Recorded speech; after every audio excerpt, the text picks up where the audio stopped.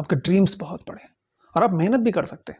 आप ये सोच रहे हैं कि जब मुझे वो मौका मिलेगा तो मैं बहुत मेहनत करूँगा, मैं पूरा जी जान लगा दूँगा, मगर वो अपॉर्चुनिटी पहले मिले तो कहाँ जाके मेहनत करूँ? तो मैं आपसे बस इतना कहना चाहूँगा कि अपॉर्चुनिटीज़ हमें मिलती नहीं हैं। वो जो हमारे पास आती हैं तो हमें पता नहीं चलता है कि अपॉर्चुनिटीज़ हैं। आपको उसके लिए पहले से काम करते रहना पड़ेगा, क्योंकि जब वो अचानक आपके सामने आके खड़ी हो जाएगी तो आप उसके लिए प्रिपेयर ही नहीं रहेंगे और आप मिस कर जाएंगे। हमेशा अपने प्रिपरेशन पे काम करते रहिए। कब क्या मौका मिलेगा वो आपको नहीं पता है और उस मौके को सही तरीके से आपको अपने लिए क्रिएट करना पड़ेगा। आज मैं अपना एक एक्सपीरियंस बताता हूँ आपका। जब मैंने अपना करियर स्टार्ट किया था 2009 में, तो उस टाइम पे जब मैंने अपनी सेकंड कंपनी ज्वाइन की, एक फर्स्ट कंपनी एक छोटी कंपनी थी जहाँ पर मैंने एज अ ट्रेनिंग के तौर पे ही काम किया और वहाँ पे मैं 4 मंथ काम किया। उसके बाद मुझे लगा कि यहाँ पे मेरे लिए कुछ खास है नहीं, तो मुझे स्विच करना चाहिए। तो फिर मैंने ही उत्तराखंड में एक सेकंड कंपनी थी जो mainly Ajanta pharma and Cipla के लोन लाइसेंस के कॉन्ट्रैक्ट मैन्युफैक्चरिंग के सारे प्रोडक्ट्स बनाती थी। ठीक ठाक कंपनी थी और मुझे लगा कि यहाँ पर काम करना चाहिए और यहाँ बहुत कुछ सीखने को मिलेगा, बिकॉज और कोई अपॉर्चुनिटी मुझे आसपास नहीं मिल रही थी कहीं पे। मैं उस कंपनी को ज्वाइन किया और क्योंकि वहाँ पर कुछ इनिशियल इंडक्शन ट्रेनिंग वेनिंग होने के बाद नाइट शिफ्ट में ऑफिसर की ज़रूरत थी, तो मुझे नाइट शिफ्ट में डाल दिया गया। एक मेरे साथ सीनियर ऑफिसर थे और हम दोनों लोग नाइट शिफ्ट संभाल रहे थे, जहाँ पर granulation, compression, coating, capsule filling and ointment, इतने सेक्शंस हमें मैनेज करने होते थे। ठीक। उसके बाद क्या हुआ, कुछ ऐसे सिचुएशंस आए कि जो हमारे सीनियर थे वहाँ पे, उस टाइम उनको रिजिग्नेशन देके जाना पड़ा वहाँ से। उनके कुछ पर्सनल रीजंस थे।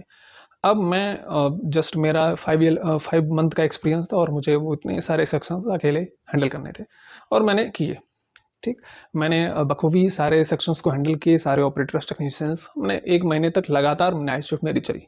उसके बाद फिर मैंने बोला कि भाई नाइट शिफ्ट लगातार तो नहीं कर पाऊंगा, मुझे डे शिफ्ट में दीजिए। तो फिर मुझे डे शिफ्ट में लाया गया और उस टाइम क्या हुआ कि सिप्ला का ऑडिट था।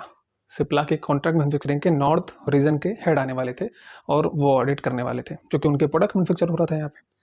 तो वो ऑडिट कंप्लीट हुआ दिन में और शाम के टाइम पे उन्होंने एक ट्रेनिंग प्रोग्राम रखा, एक कन्वर्सेशन प्रोग्राम और ट्रेनिंग प्रोग्राम, जिससे क्योंकि हम सिप्ला के प्रोडक्ट्स को बना रहे हैं वहाँ पे, तो वो हमको थोड़ा सी और ट्रेनिंग देना चाह रहे थे रिगार्डिंग एसओपीज और बाकी वर्क कल्चर के बारे में, कि और चीज़ें हम बेहतरीन कैसे कर सकते हैं।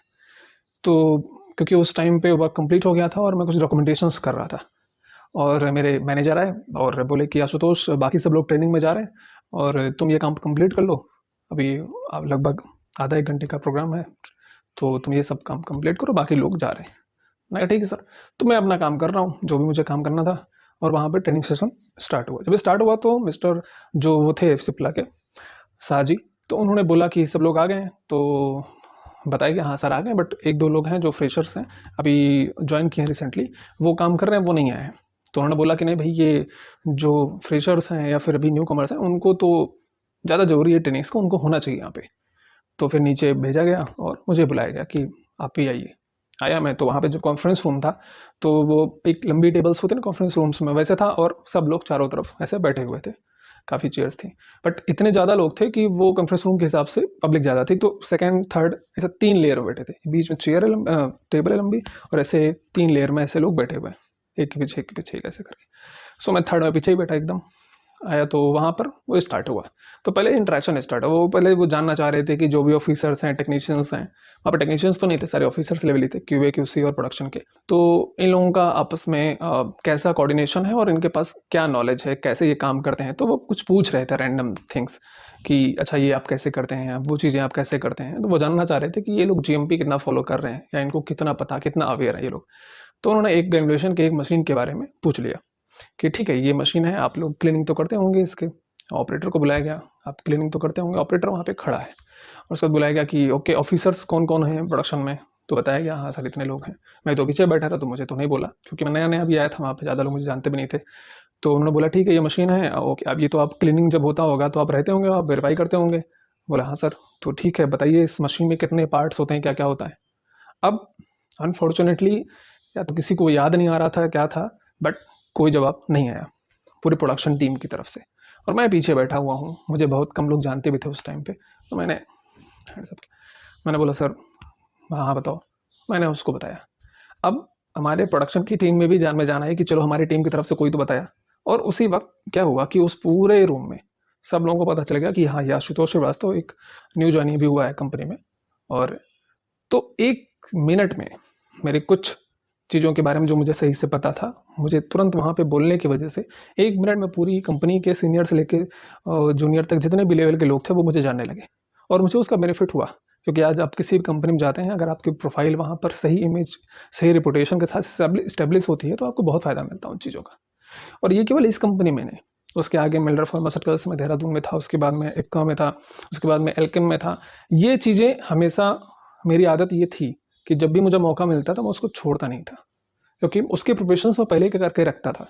कभी भी मीटिंग्स हो रही हैं सीनियर्स के साथ, प्लांट हेड के साथ, वीपी के साथ में, कोई बहुत इंपॉर्टेंट मीटिंग हो रहा, कुछ डिस्कशन हो रहा, तो मैं उसकी प्रिपरेशंस ऐसा नहीं कि मैं सोच के प्रिपरेशन करके रखता था, बट मैं वर्किंग टाइम में ऐसी चीज़ें प्रिपेयर करके रखता था कि मुझे अगर मौका मिलेगा तो मैं ये चीज़ बोलूँगा। और क्योंकि वो एक्सपेक्ट नहीं करते थे कि इतने लो एक्सपीरियंस का ये बंदा है तो वो इतनी चीज़ों को बता पाएगा या पूछ पाएगा। ऐसे बहुत सारे इंसिडेंट है, मैं आपसे फ्यूचर में डिस्कस करूंगा।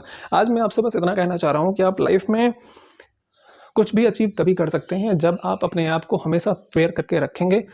और ऐसा नहीं कि अपॉर्चुनिटी सामने होगी तब प्रिपरेशन स्टार्ट करेंगे, नहीं, आप अपने आप को प्रिपेयर करके रखिए। अपॉर्चुनिटीज कब सामने आएंगे और आपको कब उस पर हिट करने का मौका मिल जाएगा आपको पता नहीं चलेगा। So life is all about preparations, learnings. Outcomes तो मौके मिलने पे मिलेंगे और वो मौके भी हमें बनाने पड़ते हैं। अगर उस टाइम मैंने नहीं बोला होता, मैं पीछे बैठा होता, यार पता नहीं इतने सीनियर लोग यहाँ बैठे हुए हैं, मैं भी बोलूँ कहीं मेरी बात गलत ना हो तो फालतू मेरा मजाक बन जाएगा, तो वो शायद मौका मेरे हाथ से गया था। बट मुझे लगा नहीं, मैंने देखा है ये ऐसा ही है, मैंने इतने पार्ट्स के बारे में स्टडी किया हुआ है, ऐसा ही है, मैं बताऊंगा। और मैंने बताया। तो आपको अपने ऊपर कॉन्फिडेंस होना चाहिए। और कॉन्फिडेंस कब आएगा? जब आपकी प्रिपरेशंस होंगी। हम कंसिस्टेंटली आप प्रिपेयर करेंगे अपने आप को किसी भी चीज़ के बारे में, किसी भी फील्ड के बारे में जहाँ पर आप जाना चाहते हैं, तो आपको वहाँ पर कोई कम्पीट नहीं कर सकता, बिकॉज आप नेक्स्ट लेवल पे हमेशा जाने के लिए तैयार है।